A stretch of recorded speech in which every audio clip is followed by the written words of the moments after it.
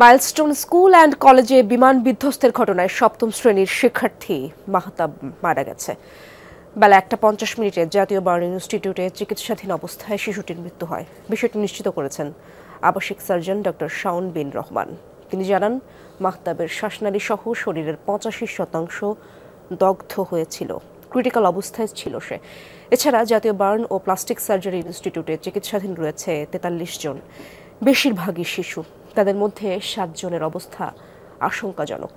Singapore থেকে আসা চিকিৎসকদের সাথে পরামর্শ করে রোগীদের 3 ক্যাটাগরিতে ভাগ করে চিকিৎসা সেবা দেওয়া হচ্ছে। এদিকে ভারতের চিকিৎসক দল বার্ন ইনস্টিটিউটে দগ্ধ আহতদের চিকিৎসার ব্যাপারে জরুরি বৈঠক করেছে, যাতে জুমে যোগ দিয়েছে চীনের বিশেষজ্ঞ দলও।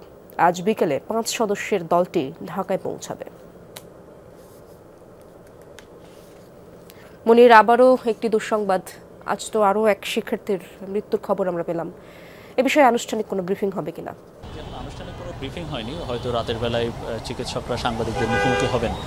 আর আসলে সত্যি বলতে এখন আজকে একজন মারা গেলেন, 2-1জনকে আমরা দেখেছি যে রিলিজ দেওয়া হচ্ছে হাসপাতাল থেকে।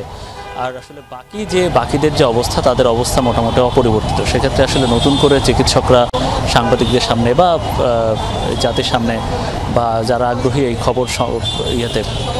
খবর নিয়ে আসলে দেশবাসীর সামনে এটা নিয়ে ব্রিফিং করারও তেমন কিছু এই মুহূর্তে হয়তো নেই। অপরিবর্তিত অবস্থা অনেকের অধিকাংশেরই, এই জন্যই হয়তো চিকিৎসকরা আসছেন না। তবে যতদূর জানি আমরা রাতের বেলা চিকিৎসকরা কথা বলবেন। আর বিদেশি একটি চিকিৎসক দল তারা সকালে এসেছিলেন। আমরা শুনছি যে চীনের একটি চিকিৎসক দল তারা সন্ধ্যায় আসার কথা। আর বার্ন ইনস্টিটিউট থেকে বলা হচ্ছে যে এরকম সিঙ্গাপুর বা অন্যান্য যে দেশের চিকিৎসক দল বা যারা অনেক ক্ষেত্রে অনলাইনেও যোগাযোগ করে তাদের বিভিন্ন পরামর্শ নিয়ে চিকিৎসা দেওয়া হচ্ছে। আর চিকিৎসকরা সত্যি বলতে তারা সার্বক্ষণিক বা চেষ্টা করে যাচ্ছেন, একেবারে রাত দিন এক করে তারা এখনও পরিশ্রম করে যাচ্ছেন। সেই যে প্রথম দিনে যে একটা অবস্থা ছিল, এখনও পর্যন্ত চিকিৎসকরা এরকম ভাগে ভাগে তারা সেই চেষ্টাটা করছেন, নার্স সহ অন্যান্য যারা আছেন হাসপাতাল সংশ্লিষ্ট যারা। আসলে তার মধ্যেও যেটা ধরনীয় হচ্ছিল যে অনেকের অবস্থা আশঙ্কাজনক, কারো অবস্থা আশঙ্কাজনক। তো তার মধ্যে যাদের অবস্থা আশঙ্কাজনক, আজকে আপনি বলছিলেন যে মাহতাব নামে একজন শিক্ষার্থী মারা গেলেন। তো এরকম হয়তো আরও আছে যাদের ধারণা করা হচ্ছে যে অনেক চেষ্টা করার পরে হয়তো অলৌকিক ঘটতে পারে যে কেউ যদি বেঁচে যান। তো তারপরেও চিকিৎসকরা দোয়া করতে বলছেন, সারা দেশের মানুষকে দোয়া করতে বলছেন।